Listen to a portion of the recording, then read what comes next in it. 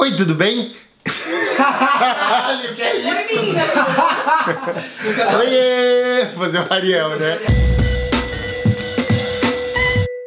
O Daniel Prestes, do Folhetim Felino, mandou um livro pra mim que se chama Corda no Pescoço, de Ingo Miller, e ele tá propondo uma coisa muito interessante, que é uma espécie de círculo de leitura. Então, cada uma das pessoas que tá pegando o livro vai mandar pra próxima, e as pessoas vão lendo, gravando vídeos, falando sobre a sua impressão, enfim, escrevendo pros seus blogs. E hoje eu vou contar um pouco da minha experiência de leitura com este livro aqui. Corda no Pescoço é o livro que conta a história de Elizabeth, ou Lisa, que é uma garota que está num convento passando por todo um processo para se tornar uma freira. Ela é uma noviça e ela está passando por todo esse processo. Mas acontece algo muito terrível no dia em que ela está para ser ordenada. E aí, nesse momento, ela acaba tendo que sair com uma missão, com uma corda no pescoço, que indica que ela falhou nessa grande missão. Não vou contar exatamente o que acontece, porque é interessante o jeito como isso se processa dentro do livro. O que é interessante é que a partir daí, o que vai começar a acontecer é uma espécie de aventura na vibe Senhor dos Anéis, na vibe O Hobbit, na qual você tem a Lisa como a protagonista de efetivamente uma jornada na qual ela tem uma missão a cumprir, que é tirar essa corda no pescoço. Acontece que a Lisa acaba executando, fazendo coisas nesse momento da ordenação dela como freira, que fazem com que ela seja excomungada, e para não simplesmente ser eliminada... Você tá indignada também? Tô eliminada. Pela a Madre Superiora, pra não dizer assim, tipo, ah, eu te odeio, sai daqui, vai embora e viva lá como proscrita, ela diz, ok, tudo bem, você quer voltar pra ordem e restaurar a confiança que a gente tem em você, então vai lá procurar um exorcista pra ele tirar esses negócios que estão dentro de você e resolver o seu problema. E aí ela sai. Em que lugar está a Lisa? Lisa está num lugar que tem nativos que são chamados de silvícolas, que andam nus por entre a floresta, tem companheiros animais, conversam e sabem lidar melhor com a natureza. Ela também vai encontrar nesse lugar algumas pessoas invasoras que estão chegando nesta terra nova, que está sendo colonizada e que estão dizimando essa população que nasceu no local. Entre outras pessoas mestiças que foram resultado do cruzamento aí entre essas pessoas. Nossa, isso é feio de falar sobre pessoas, né? Enfim, mas que foram resultado da miscigenação entre esses dois povos. Ou seja, a gente tá falando de uma espécie de Brasil medieval. Não tem esse nome nunca. Inclusive tem uma coisa interessante que o autor faz. Então, por exemplo, ela é uma freira da Ordem da Luz. Nunca se fala, tipo, o nome Deus. Nunca se fala, tipo, Maria. Mas se fala, tipo, a Mãe Sagrada, ou não sei o que.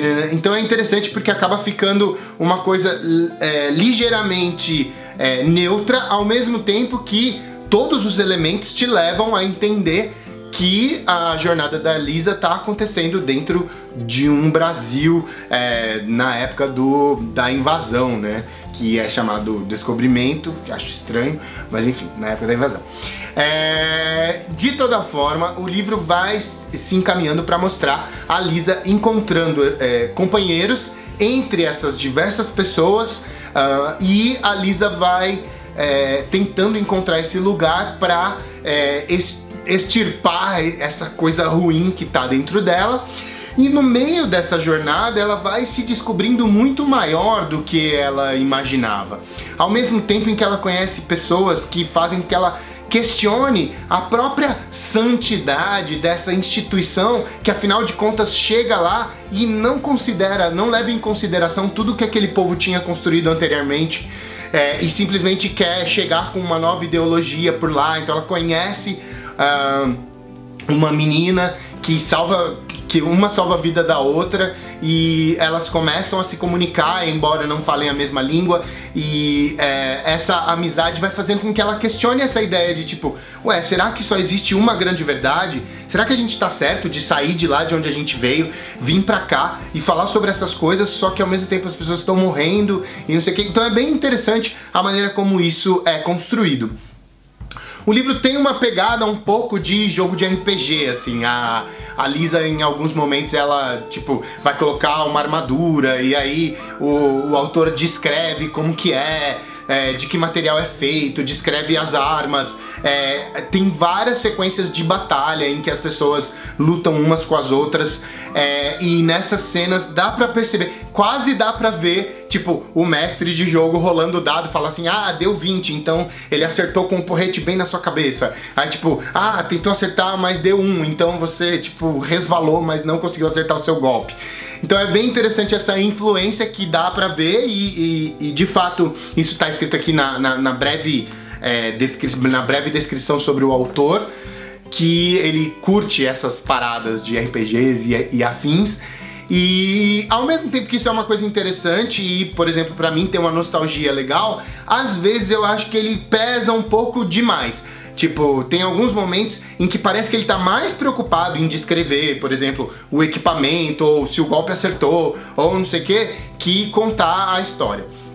Né? A segunda coisa que eu acho que pode causar um certo estranhamento também na leitura é a questão de que o livro começa com a Lisa lá no convento, tentando se converter, tentando virar freira e etc. Ele começa muito formal, muito cheio de... enfim, ele é muito... dá a impressão que é uma coisa meio europeia, assim, e tal. Parece, tipo, um medieval europeu, tradicional, meio... nem parece fantasia no começo. E aí, tipo, quando os elementos de fantasia começam a aparecer, tem algumas referências, tipo, aborto. Ah! Aborto? Tem... Eu achei que ia falar aborto cor-de-rosa. A favor ou contra? Tem algumas referências tipo a boto cor-de-rosa, bruxas e esses elementos de fantasia, e quando aparece, dá um certo susto assim a primeira vez. Tudo bem que pode ter sido... provavelmente foi intencional do autor causar isso, entendeu? Mas pra mim foi estranho, porque eu tava... é como se o livro tivesse feito uma promessa nos primeiros capítulos e depois essa promessa fosse quebrada. Então exigiu de mim um certo esforço pra reentrar na narrativa. Eu tive que mergulhar 2 vezes, entendeu? Uma vez, tipo, ah, legal, essa história aqui. E depois, tipo, ah, não era essa história. Ah, mas essa história é legal também. Mas exigiu de mim. Acho que isso é importante a gente ficar atento. De toda forma, é uma narrativa gostosa que conta sobre uma jornada em direção a certas coisas que você acredita que aquilo é o grande, né, objetivo da sua vida, e às vezes você vai chegando à conclusão no meio do caminho que não era bem por aí. É mais ou menos assim que a Lisa vai se transformar completamente até o final da narrativa, e de uma maneira muito surpreendente, e é uma leitura que fica recomendada para quem curte essa vibe. Corda no Pescoço, de Ingo Miller, compra pelo link da Amazon, é da editora Empírio, livraria da Fox, ganhou prêmio Fox Empírio de Literatura 2016, olha só que legal. E fica a recomendação para quem curte esse tipo de literatura que mistura fantasia, que mistura um pouco de medievalismo, que fala um pouco sobre esse cenário meio brasileiro e tal, embora em nenhum momento, tipo, isso esteja declarado, é bastante óbvio. Então fica a dica pra quem quiser curtir. Obrigado, Daniel, por ter mandado. Tô mandando pra próxima pessoa já da lista, e a gente vai seguindo nesse círculo de leitura. E é isso aí, a gente se vê. Quem gostou, dá um joinha, comenta aqui embaixo, se inscreva no canal, aperta no sininho para não perder os novos vídeos, clica nos bagulho da Amazon, que é pra não perder, a gente ter uma chance de ganhar uns dinheirinhos e continuar o canal. E é isso. Obrigado. Beijo. Te amo. Tchau. Você Te amo é ótimo, né? Ele falou até do sininho, eu esqueço do sininho.